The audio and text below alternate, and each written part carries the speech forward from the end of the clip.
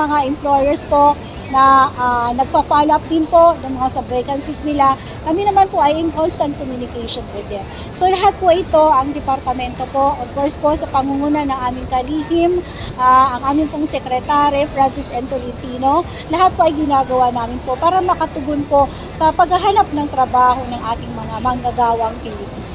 Thank you so much po sa DOLE, sa gantong prepare ng job fair para sa mga nangangailangan ng trabaho. Sobrang thankful po kami kasi may ganito pong events. It's very grateful na meron yung mga ganito.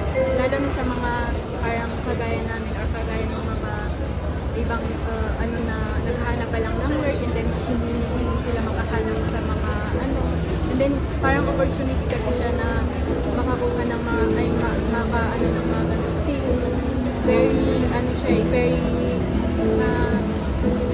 parang madali siyang ma-access for us.